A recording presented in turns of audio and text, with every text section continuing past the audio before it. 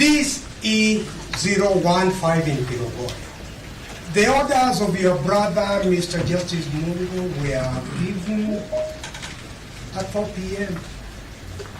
Where did the file come from Kirinyaga to go to the Deputy Chief Justice? It is 2 hours drive from Kirinyaga. When did the Deputy Chief Justice sit in the middle of the night on Friday to give directions?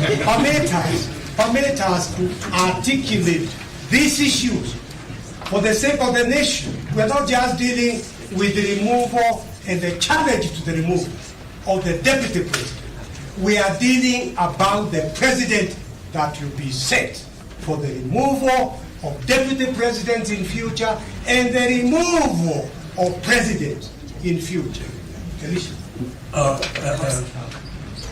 My Lord Presiding Judge, I want to renew my request that the court permit us to be orderly.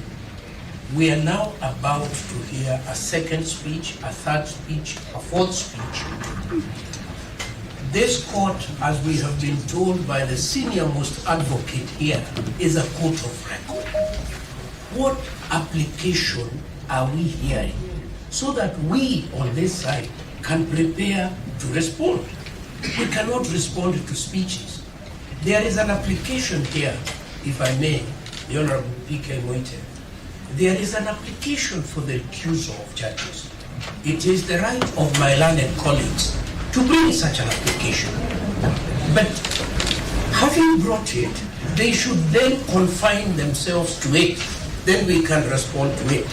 But we cannot sit here the whole afternoon listening to speech after speech intended for another audience other than this one. There is no other audience. Let us be clear on this. The applications before this court, we have stated which applications are in this court for hearing today. We have no authority to call on any other file, because files, when there's a prayer for empanelment of a bench, those files go direct to the Honorable Chief Justice. So we have no authority to call any other file to ourselves. That will be quite unprocedural. So what we have here are the 3 files which we mentioned, in which there are interim orders where one party is seeking to lift those orders. If there is an application for recusal or whatever it is, I think you really need to put it on record so that we deal with it, and before any other thing, can deal with it and dispose of it one way or the other. But I don't think it's really necessary to have speeches in the absence of specific application and prayers. Your Lordship, the so-called speeches have been invited by the disclosure from the court. We, the advocates appearing for the petitioners, we were not aware of how the bench was constituted. So when it was disclosed to us that the bench was constituted by the Deputy Chief Justice, it necessitated us to address you, your Lordships, on Article 165, Clause 4, on the constitutionality of the constitution of this bench to hear these 3 specific files. And that is the issue that we want to address even before we go to the application for recusal. Because it's our humble view, your Lordship, that the so-called empanelment of this bench to hear these specific files is itself unconstitutional. By the reading of Article 165, Clause 4, it is our reading that the only person who has the capacity to empanel a bench is the Chief Justice. So we want to urge this court to perhaps interpret for us whether the Deputy Chief Justice can empanel a bench. Number 2, your Lordship, is where did the Chief Justice get the authority to empanel the bench? Was the Chief Justice present? Why did the Chief Justice execute her functions and her mandate under Article 165 Clause 4? What was the necessity of the delegation of this function? Those are pertinent issues, your Lordship, that requires clarification before we go to the root of the matter, the crux of the matter.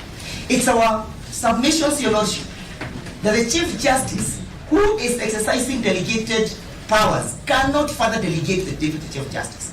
That is why the Constitution is in white and black, that the obligations and the duty belongs to the Chief Justice. Finally, Your Lordship, the reason why we find ourselves in this situation is because of what the court is struggling to explain to us. That 3 files have graciously generated expediency, and other files that were consolidated, that 6 file with the lead file 522, have no reasons why they should be before you. Noting that, Your Lordship, those matters were equally certified as urgent and raising heavy constitutional matters. When I looked at your orders, Your Lordship, that you issued on us today, you repeated the same, that they raise weighty constitutional matters. Why are we being discriminated by the court that our files are not considered as a priority, and that the files with orders are the only ones that the court is sitting on a Saturday? The Chief Justice is empaneling, the Deputy Chief Justice is empaneling the bench. We are called, in a lightning speed, to appear before you. Is it not because there are some orders that the state wants to vacate? You cannot run away from that reality, Your Lordship, most respectfully. My Lord, with your kind permission, for the record, Dr. Kamoto for the 5th respondent in Israel. I believe the reason we are here and the reason why we took quorum is because we recognize that there are different parties to these proceedings. So it will be abominable for a section of the parties to seek to colonize these proceedings and treat them as if they are the only ones entitled to the orders of the court. So in this regard, my proposal is as follows, that each of the party whose representation has been taken gets an opportunity to indicate to the court what applications they have before the court, so that we're able to proceed methodically. And each party then, the court can then give directions on how we move to treat each of those applications.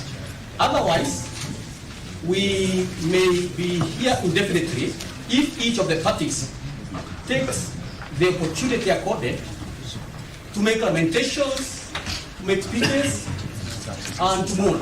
So we respectfully urge that we get an opportunity for each of the parties to ventilate the issues, because the 5th respondent has a pending application which is duly filed, a preliminary objection which even contests the jurisdiction of the High Court to hear the matters, because it is a matter relating to the nomination of a presidential of a deputy president, which in our view lies squarely within the domain of the Supreme Court. So we once accorded an opportunity procedurally, we shall ventilate all those issues, and hopefully the matters being raised or to be raised about recusal and so on, they will fall by the wayside. Thank you, my Lord. For the first interested party. Mr. Lord, just a minute. I was about to interject when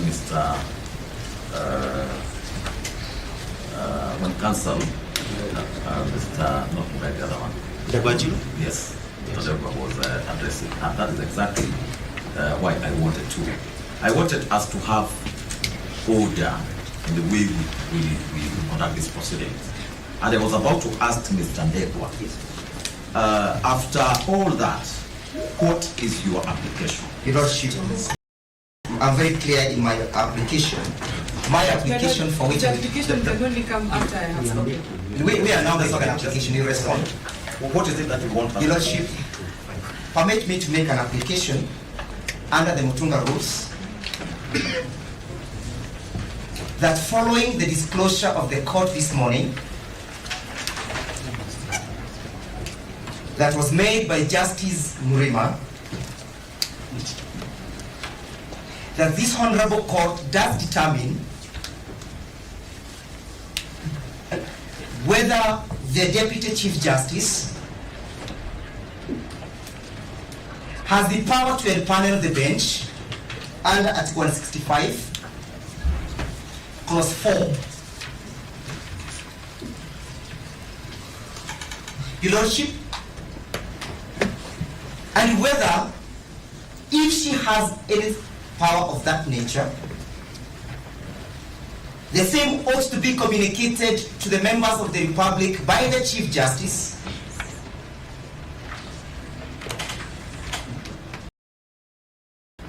that is to say, Your Lordship, that the Chief Justice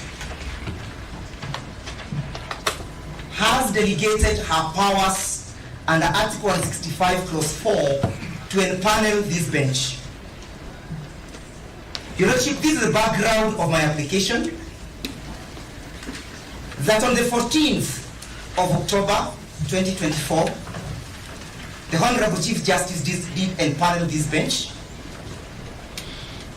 to hear and adjudicate over 6 matters which were consolidated with the lead file being 522. And the files that were consolidated, Your Lordships, my lady, were 522, 509, 537, 528, 525, and 546. Your Lordship, it is our humble submissions that this bench was exclusively empaneled to handle those files, and that the communication was effectively made to the parties by the Honorable Chief Justice. I am giving the background of my application, and that we are aware that subsequently other files, and the most important one is E014 of 2024, which came from Kerugoya, was equally slated for empanelment before the Chief Justice. To date, Your Lordship, there is no communication from the Office of the Chief Justice other than this morning that this file was equally empaneled and designated for hearing by this bench. Your Lordship, the other ground is this, Your Lordship, that when we appeared before you on the 16th of October, Your Lordship, we sought your indulgence, Your Lordship, to have a further mention on the 18th of October. My Lord, I'm sorry we are constrained to interject, seek your guidance. My name is Muzomi, appearing for Professor Kindiki. Listening to my colleagues, he is making an application before this bench, complaining about wrongs supposedly made by the Chief Justice and the Deputy Chief Justice in bringing us to this session of today. For me, the clarification I wish the court to provide is whether an application of that nature can be made informally without the CJ and the DCJ being made parties to that application and being offered an opportunity to explain, so that to be fair on these state officers, it's easy to speak to the gallery and cast all manner of insinuations and aspersions against them. And if my Lord finds that an application of that nature cannot be made informally without actually filing a formal application and joining the CJ and the DCJ so that they have a chance to respond to these insinuations, I suggest again, and I beg the court, I'm a very junior counsel, but Professor Mugai wonders that we run the risk of coming to a court of law to speak to the gallery. In parliamentary language, what I fear is happening is what is called filibustering, my lord. To filibuster is where you go to a forum intended to deal with the business of the day, and you keep making speeches upon speeches that have no bearing on the business of the day, where the motive is to ensure that the business of the day is not conducted. To the best of my knowledge, the business of the day there were applications on their side, there were applications on our side, and the court was graceful enough to give both sides an opportunity to come today to ventilate those applications. Instead, we've lost 2 hours, my lord. We have not been addressed on those applications. We are just filibustering. My Lord, perhaps if I may. Yes. Yes, My Lord, you are being invited to interpret Articles 161 and 163, 1B, 1 and 2, which designate the Chief Justice and the Deputy Chief Justice as head and deputy head of the judiciary. And you are being asked to inquire into the manner that they perform their duties as head of the judiciary and to interpret Article 165.4.